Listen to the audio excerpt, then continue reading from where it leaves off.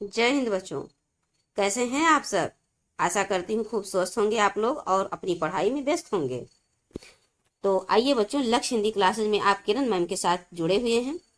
चलिए बच्चों, शुरुआत करते हैं। आज सच्चिदानंद हीरानंद वासयान आज्ञे, जो कि हिरोशिमा के रचनाकार हैं, इनके जीवन परिचय के बारे में, इनके बारे में हम लोग विस्तार से समझ लेते हैं, जान लेते हैं। फिर उसके बाद इनके द्वारा रचित जो हिरोशिमा है, उस पाठ को व्याख्या के साथ भली प्रकार से समझेंगे।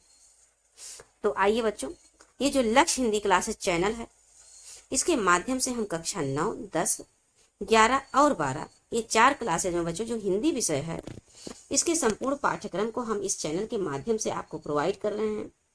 तो आप इस चैनल से जुड़ जाइए और आपके जो छोटे भाई बहन जहाँ तक संभव हो आप इसको शेयर करिए, बताइए और इस चैनल से जुड़ जाइए और चीज़ों अपनी जो हिंदी विषय है इसको स्ट्रॉन्ग कीजिए, मजबूत कीजिए और हमारे साथ जुड़ के बच्चों इसका लाभ उठाइए। आपके एग्जाम में इसका रिजल्ट आपको जरूर दिखाई देगा। आप निरंतर बने रहिए, क्योंकि बच्चों हम निरंतर आपको day by day video provide करा रहे हैं। सिलेबस आपके पाठ्यक्रम में जो भी समाविष्ट है, सिस्टमेटिक तरीके से क्रमबद्ध हम आपको चीजें प्रोवाइड करा रहे हैं। तो आइए बच्चों, अब हम जान लेते हैं सच्चिदानंद हीरानंद वासयान आज्ञे के जीवन के बारे में। तो देखिए, इनका संक्षिप्त पहले जीवन परिचय समझ लेते हैं, उसके बाद विस्तार से इनके बारे में जानेंगे। सच्चिदानंद हीरानंद वासयान आज्ञे का जन्म बच्चों 1911 ईस्वी में होता है और ये कुशीनगर, जो कि उत्तर प्रदेश में है, देवरिया जिला के पास, वहीं पर इनका जन्म होता है। आप जानते हैं महात्मा बुद्ध को यहीं पर निर्वाण प्राप्ति हुई थी, अर्थात इन्होंने गोलोकवास संसार को त्यागा था यहीं पर से, कुशीनगर से ही बच्चों। तो देखिए, इनके पिता का नाम समझ लीजिए। सच्चिदानंद हीरानंद वासयान आज्ञे जी के पिता का नाम है बच्चों पंडित हीरानंद शास्त्री, और शिक्षा इन्होंने पंजाब से मैट्रिक उत्तीर्ण किया था बच्चों। मैट्रिक जो आजकल हम लोग हाई स्कूल कहते हैं, क्लास 10 कहते हैं, उसी को।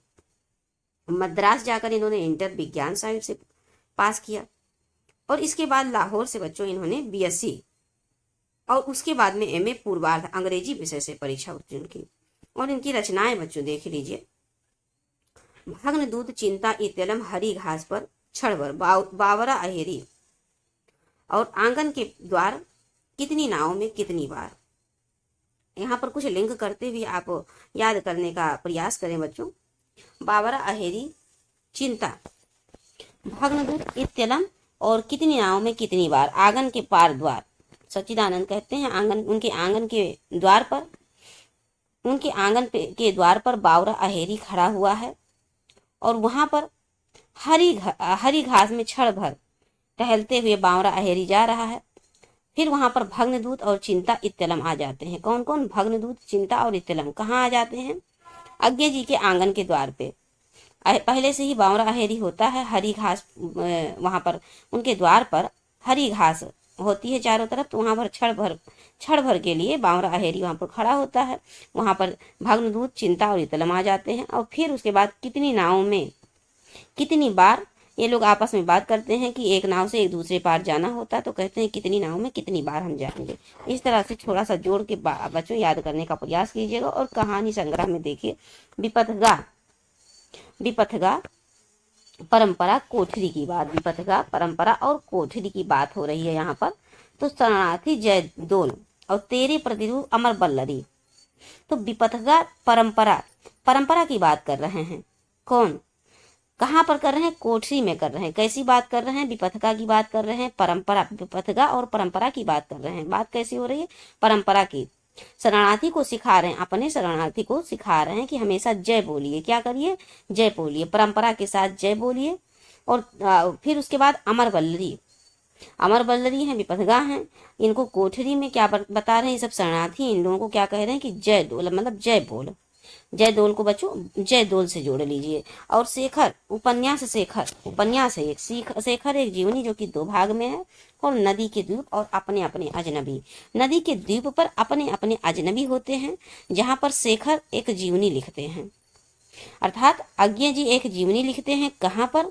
कह रहे हैं कि अपने अपने अजनबी है। कहाँ? एक नदी के द्वीप पर, एक नदी है, वहां पर साइड में एक द्वीप है, वहां पर अपने अपने अजनबी रहते हैं और उनके जीवनी को शेखर जी आज्ञे जी लिखते हैं। और निबंध रचना पे देखिए बच्चों, थोड़ा सा ऐसे लिंक जोड़ के हम आपको याद करने का प्रयास कर रहे हैं बच्चों। आप अपना भी तर्क लगा के चीज़ों को याद करने का कोशिश कीजिए, क्योंकि क्या कहते हैं, लेखक हैं और उनकी तमाम सारी रचनाएं हैं और ये इम्पॉर्टेंट हैं। आज्ञा जी मोस्ट इम्पॉर्टेंट है बच्चों, तो इसलिए इनकी रचनाओं पर ध्यान दीजिएगा। अब निबंध रचना पर देखिए, सब कुछ सब रंग कुछ राग और आत्मा ने पद लिख कागज कोरे। तो आगे जी अपने मन आत्मा से कहते हैं कि लिख कागज कोरे, क्या लिखेंगे? सब रंग सब कुछ है, सब राग है, सब रंग और कुछ राग है। यहाँ पर लिख कोरे कागज पर अपने आत्मा की बातें लिख रहे हैं। सब रंग कुछ राग। डायरी में बच्चों भवंती, अंतरा और शाश्वती है। शाश्वती और अंतरा अपनी डायरी में अज्ञे जी किसके बारे में लिखते हैं? अंतरा, भवंती और शाश्वती के बारे में। ऐसे याद करिएगा कि अज्ञे जी अपनी डायरी में भवंती, अंतरा और शाश्वती के बारे में लिखते हैं। मान लीजिए इनकी 3 पुत्रियां हैं, भवंती, अंतरा और शाश्वती, इनके बारे में अपनी डायरी में लिखे हैं अज्ञे जी। मान लीजिए याद करने के लिए बच्चों। आलोचना हिंदी साहित्य, आलोचना में इन्होंने लिखा है हिंदी साहित्य एक आधुनिक परिदृश्य और त्रिशंकु, ये आलोचना है। अब देखिए बच्चों, ये उपलब्धियां इनकी देख लीजिए, उपलब्धियां बहुत बड़ी हैं। देखिए अंतरराष्ट्रीय इंटरनेशनल बच्चों गोल्डन रीथ पुरस्कार भी इनको मिला है। ये पहले ऐसे क्या कहते हैं कवि हैं जिनको अंतरराष्ट्रीय पुरस्कार मिला है बच्चों, इंटरनेशनल गोल्डन रीथ पुरस्कार मिला है। और इनको साहित्य अकादमी पुरस्कार भी मिला है और ज्ञानपीठ पुरस्कार से भी ये सम्मानित हैं। और इनकी मृत्यु बच्चों 1987 में हो जाती है। जन्म इनका कब होता है? तो 1911 में होता है। अब आइए इनके परिचय के बारे में हमने संक्षिप्त में समझ लिया। अब आइए बच्चों इनके परिचय के बारे में हम विस्तार से जानते हैं, जीवन परिचय और इनके साहित्यिक उपलब्धियों के बारे में।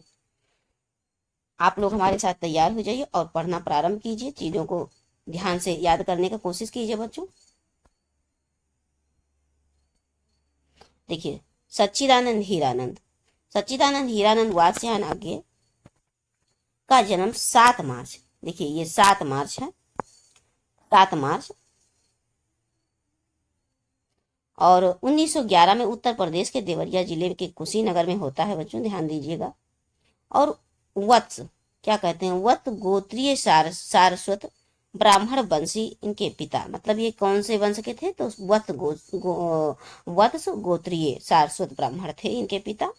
और इनके पिता पंडित हीरानंद शास्त्री पुरातत्व अधिकारी थे बच्चों। पंजाब से मैट्रिक की प्राइवेट परीक्षा पास करने के बाद इन्होंने मद्रास के क्रिश्चियन कॉलेज से इंटर की पढ़ाई पूर्ण की। तत्पश्चात लाहौर के फार्मन कॉलेज से भी ये बीएससी में परीक्षा उत्तीर्ण करके इसी कॉलेज में एमए अंग्रेजी से प्रवेश लिया और फिर स्वतंत्रता संग्राम में कूद पड़े। और इसके कारण इन्होंने केवल पूर्वार्ध की ही पढ़ाई कर पाई, अर्थात ये जो एमए होता है बच्चों, ये 2 साल का होता है, तो इन्होंने पूर्वार्ध 1 साल का कंप्लीट किया, दूसरे साल की परीक्षा ये नहीं दे पाए। क्यों? क्योंकि ये स्वतंत्रता संग्राम में भाग ले लिए। अब देखिए बच्चों, आगे हम इनके बारे में देखते हैं। इन्होंने स्वाध्याय से, ध्यान दीजिएगा बच्चों, स्वाध्याय पर ध्यान दीजिए, स्वयं के अध्ययन से अंग्रेजी, हिंदी, फारसी, बांग्ला और संस्कृत साहित्य का गहन अध्ययन किया। स्वतंत्रता संग्राम व क्रांतिकारी गतिविधियों में शामिल रहने के कारण 4 वर्षों तक कारावास में भी रहे। 2 वर्षों तक नजरबंद भी रखा गया इनको। और वर्ष 1936-37 के दौरान आज्ञे ने सैनिक एवं विशाल भारत नामक पत्रिकाओं का संपादन किया। पत्रिका कौन कौन सी बच्चों? सैनिक और विशाल भारत। इन्होंने इलाहाबाद से प्रतीक पत्रिका निकाली और इन्हें दिनमान साप्ताहिक थी बच्चों, ये पत्रिका दिनमान जो कि साप्ताहिक थी, सप्ताह में 1 बार आती थी। और नव भारत टाइम्स, अंग्रेजी पत्र वाक और एवरीमेंस पत्र पत्रिकाओं का संपादन करने का सुअवसर भी इनको प्राप्त है। साहित्य एवं संस्कृति की बढ़ावा, साहित्य और संस्कृत को बढ़ावा दिए जाने के उद्देश्य से इन्होंने वत्सल निधि नामक न्यास की स्थापना भी की। कौन सी निधि बच्चों? वत्सल निधि। देखिए ध्यान से, विशिष्ट सेना और आकाशवाणी में अपनी सेवा देने वाले इस साहित्यकार ने जोधपुर विश्वविद्यालय तथा कैलिफोर्निया विश्वविद्यालय में अध्यापन कार्य किया। ध्यान दीजिए बच्चों, कैलिफोर्निया में भी इन्होंने क्या कहते हैं विश्वविद्यालय में अध्यापन कार्य किया। सोचिए कितनी विद्वता है इनकी। अब देखिए बच्चों, इनके बारे में और जानते हैं। आज्ञे जी ने कविता, कहानी, उपन्यास, निबंध, यात्रा वृत्तांत, संस्मरण, डायरी आदि साहित्य की अनेक विधाओं में लेखन कार्य किया। अंतर्राष्ट्रीय गोल्डन रीथ पुरस्कार प्राप्त करने वाले इस महान रचनाकार को आंगन के द्वार पर, किस पे बच्चों क्वेश्चन यहाँ से बनेगा, यहाँ से तुरंत क्वेश्चन उठाएगा कि अज्ञे जी को, पूरा नाम लेंगे इसका, इनका, कि अज्ञे जी को क्या आंगन के उनके किस रचना पर साहित्य अकादमी पुरस्कार मिला। तो बच्चों इनको आंगन के पार द्वार पर साहित्य अकादमी पुरस्कार मिला। जबकि कितनी नावों में कितनी बार पर भारतीय ज्ञानपीठ पुरस्कार मिला। दूसरा क्वेश्चन उठ जाएगा कि कितनी नावों में कितनी बार पर अज्ञे जी को कौन सा पुरस्कार मिला, तो ज्ञानपीठ पुरस्कार मिला। घुमा फिरा के चाहे जैसे ही पूछेंगे। अब देखिए बच्चों, अज्ञे उन रचनाकारों में से हैं जिन्होंने आधुनिक हिंदी साहित्य को एक नया आयाम, नया सम्मान एवं नया गौरव प्रदान किया। हिंदी साहित्य को आधुनिक बनाने का श्रेय अज्ञे जी को जाता है। हिंदी के इस महान विभूति का 4 अप्रैल 1987 में, 1911 में इनकी जन्म होती है बच्चों, 1987 में ही दिल्ली में इनका देहावसान हो जाता है। अब देखिए इनके बारे में साहित्यिक गतिविधियों को हम समझ लेते हैं बच्चों। साहित्यिक गतिविधि में इनका क्या योगदान रहा, तो देखिए बच्चों, अज्ञे ने जब लेखन कार्य शुरू किया था तब प्रगतिवादी आंदोलन चरम सीमा पर थी। आप जानते हैं प्रगतिवादी आंदोलन को, छायावादी का जस्ट उल्टा था बच्चों। प्रगतिवादी छायावाद में क्या था, कल्पना को महत्व दिया गया, काल्पनिकता थी, प्रतीकात्मकता थी और लाक्षणिकता थी। प्राकृतिक सौंदर्य को दर्शाया गया था कल्पना के माध्यम से, प्रतीक के माध्यम से। लेकिन वहीं उसका उल्टा बच्चों ये प्रगतिवादी युग था। यहाँ पर जो यथार्थ मानव समाज में जो मानव की गतिविधि थी, राजनीतिक गतिविधि थी, और क्या कहते हैं पौराणिक जो अवधारणाएं थीं, किंवदंतियां थीं, इस सब पर फोकस किया गया। तमाम सारे कवि ने अपनी कविता के माध्यम, अपनी कहानी, उपन्यास के माध्यम से जनता को जागरूक किया, अपने अधिकारों के लिए आंदोलन में भाग लेने के लिए जनता को जागरूक किया। तो ये प्रगतिवादी और छायावादी का थोड़ा सा एक्सप्लेन था बच्चों, हम आपको समझाना चाहते थे कि चीजें दिमाग में बनी रहे। अब देखिए बच्चों आगे क्या था इनका, छायावादी प्रभाव से मुक्त होती कविताओं में बाहरी जगत से नाता जोड़ने की व्याकुलता नजर आने लगी थी। फिर से समझिए बच्चों, अज्ञे ने जब लेखन कार्य शुरू किया था तब प्रगतिवादी आंदोलन चरम सीमा पर था। छायावादी प्रभाव से मुक्त होती कविताओं में बाहरी जगत, जो बाहरी समाज की जगत से नाता जोड़ने की व्याकुलता नजर आने लगी थी। तार सप्तक 1943, क्वेश्चन आपसे पुट किया जाएगा, एकदम इंपॉर्टेंट समझिए। तार सप्तक 1943, जब तार सप्तक की बात आएगी तब आप 1943 लगाएंगे। लेकिन वहीं पर जब आएगा दूसरा तार सप्तक, बच्चों ध्यान दीजिएगा, दूसरा तार सप्तक का जब नाम आएगा तो आप इसी 1943 में 8 ऐड कर लीजिएगा। क्या यहीं पर ऐसे 8 ऐड कर लीजिएगा। अब देखिए कितना आता है, 8 3 11, 4 1 5, 1951। ये आपका सेकंड तार सप्तक की बात हो रही है। अब इसी पर अगर आपको थर्ड तार सप्तक की बात हो गई, आपसे पूछ लिया गया कि तीसरा, तो यहाँ पर फिर 8 आप जोड़ दीजिएगा। और देखिए वहां 1900 कितना आता है, 1969, 1969 आता है। ये तीसरे तार सप्तक की बात हो रही है बच्चों, ये तीसरे तार सप्तक की।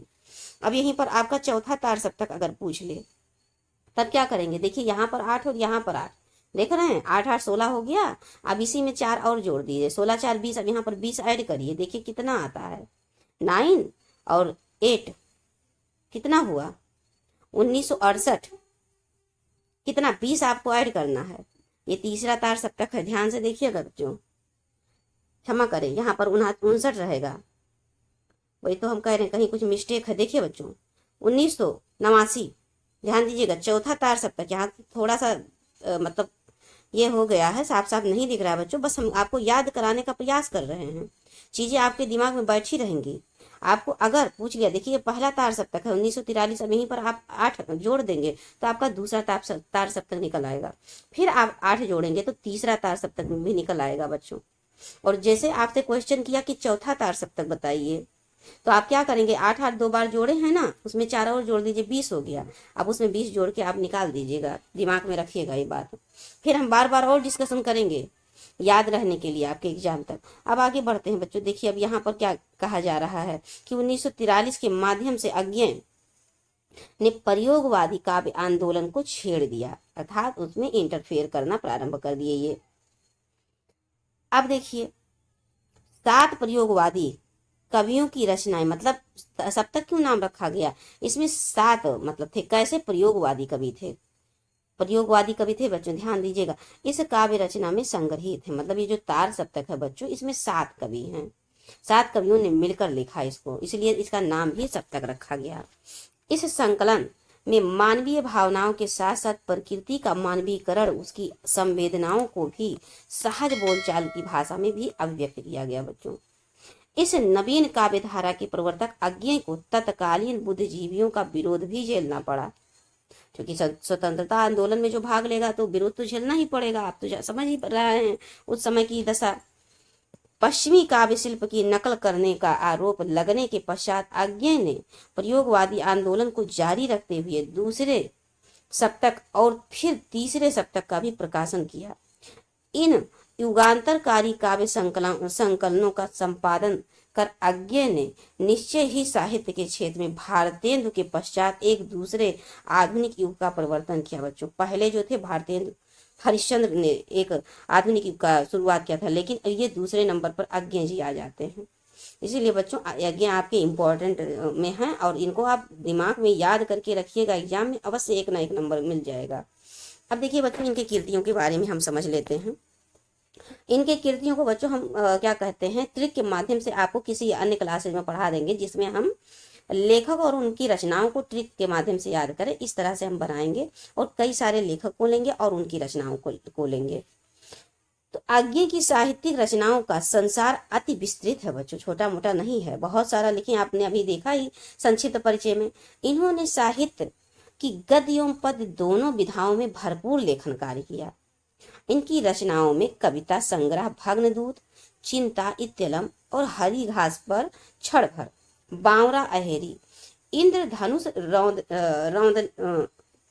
रौंदे हुए थे, इंद्रधनुष रौंदे हुए थे आंगन के द्वार और कितनी नावों में कितनी बार, अरि ओ करुणामयी प्रभा, मोस्ट इंपॉर्टेंट ये सारी हैं बच्चों, कितनी नावों में कितनी बार, इत्यलम, अरि ओ करुणामयी, बावरा अहेरी, ये सब इंपॉर्टेंट है बच्चों। अब आइए कहानी संग्रह की ओर आगे बढ़ते हैं। कहानी संग्रह में इन्होंने विपथगा, परंपरा, कोठरी की बात, शरणार्थी, जय डोल, तेरे, ये प्रतिरूप और अमर बल्लरी, ये कहानी है। ऐसे आपको लिखना रहेगा एग्जाम में।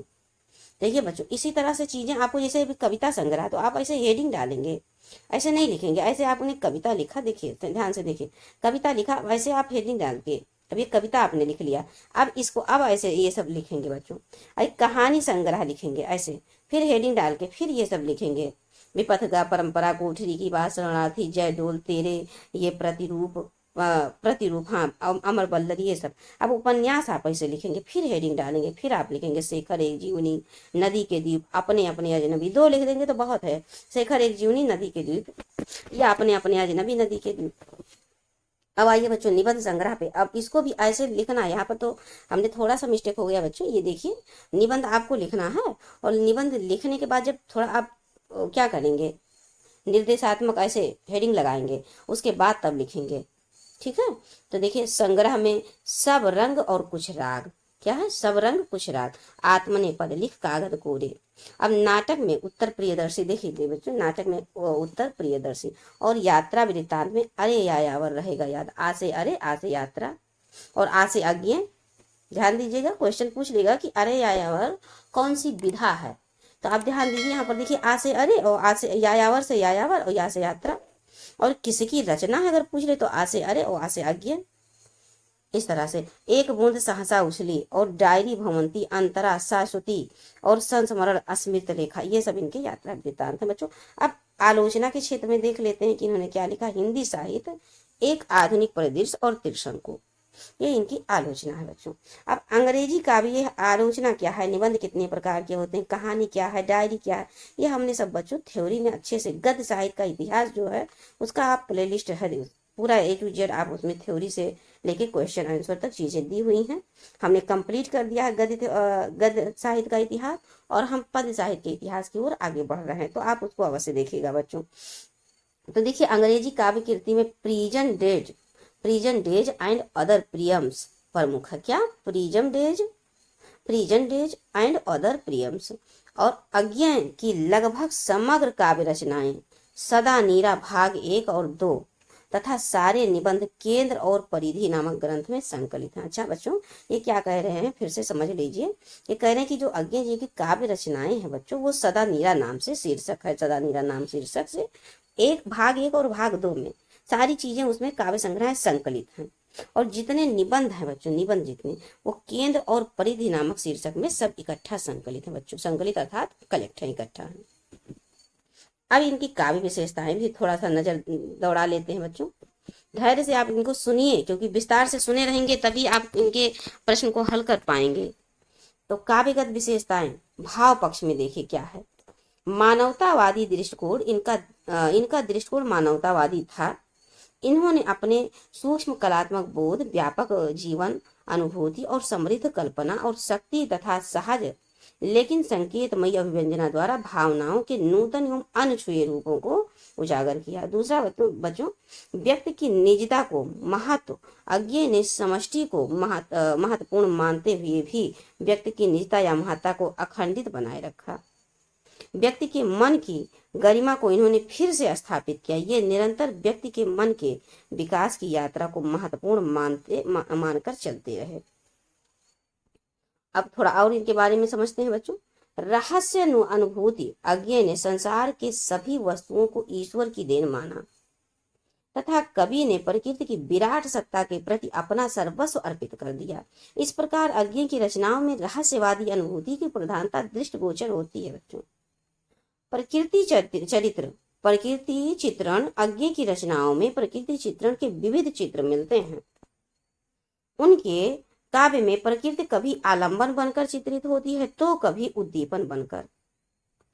अज्ञेय ने प्रकृति का मानवीकरण करके उसे प्राणी की भांति अपने काव्य में प्रस्तुत किया है। प्रकृति मनुष्य की ही तरह व्यवहार करती दृष्टिगोचर होती है। अब देखिए बच्चों, कला पक्ष की, अभी तो भाव पक्ष हम लोग समझ रहे थे, अब कला पक्ष को देखते हैं। नवीन काव्यधारा का प्रवर्तन इन्होंने मानवीय एवं प्राकृतिक जगत के स्पंदों को की बोलचाल की भाषा में तथा वार्तालाप को स्वागत शैली में व्यक्त किया है। इन्होंने परंपरागत अलंकारिकता एवं लाक्षणिकता के आतंक से काव्य शिल्पों को मुक्त कर दिया। हमने आपको याद दिलाया था ना बच्चों कि जो छायावाद था वहां पर अलंकारिकता, लाक्षणिकता, प्रतीकात्मकता, काल्पनिकता ये सब ज्यादा थी, और मुक्त किया प्रगतवादियों ने। तो ये प्रगतवादी कवि थे बच्चों, ध्यान दीजिएगा, प्रगतवादी या प्रयोगवादी। तो नवीन धारा का प्रवर्तन किया इन सबसे मुक्त करके। और दूसरी बच्चों बात, भाषा इनके काव्य में भाषा 3 स्तर की रही है। एक तो संस्कृत की परनिष्ठ शब्दावली थी, अर्थात संस्कृत के सीधे सीधे शब्द ले लिए गए। और दूसरा ग्राम एवं देशज शब्दों का भी प्रयोग, मतलब जो हमारे देसी भाषा में जो शब्द होते हैं, ग्रामीण भाषा में जो शब्द प्रयोग होते हैं, उनका भी प्रयोग इन्होंने अपनी रचनाओं में किया काव्य में। और बोलचाल एवं व्यवहारिक भाषा का भी इन्होंने प्रयोग किया। अब आइए नेक्स्ट, हिंदी साहित्य में इनका स्थान क्या रहा बच्चों। देखिए, अज्ञेय जी नई कविता के कर्णधार माने जाते हैं। इन्होंने काव्य जगत में नए नए प्रयोग किए हैं। यही कारण है कि इन्हें प्रयोगवादी काव्यधारा का प्रवर्तक माना जाता है। ये प्रत्यक्ष का यथावत चित्रण करने वाले सर्वप्रथम साहित्यकार थे। देश और समाज के प्रति इनके मन में अपार वेदना, अपार दुख था। नई कविता के जनक के रूप में इन्हें सदा याद किया जाएगा बच्चों। तो आइए, आज हमने अज्ञेय जी के जीवन परिचय को बहुत अच्छे से विस्तार से समझ लिया है। अब नेक्स्ट क्लास में इनसे संबंधित हम हिरोशिमा को पढ़ेंगे, भावार्थ को समझेंगे। आइए बच्चों, देखिए हमारे जो लक्ष्य हिंदी क्लासेस चैनल है, इसका ये लोगो है बच्चों, यहाँ से देखिए इसको, ये लोगो है, इसी को पहचानिएगा। आप जब YouTube पे सर्च करेंगे तो आप इनको देखिएगा, यहीं से आप इनको देखिए। मेरे चैनल को आप लाइक करिए और शेयर करिए और सब्सक्राइब भी करिए बच्चों। तो यहीं से हम आज वीडियो समाप्त करते हैं और मिलते हैं आपको नेक्स्ट क्लास में हिरोशिमा के अज्ञेय जी द्वारा रचित हिरोशिमा के साथ। तो जय हिंद बच्चों।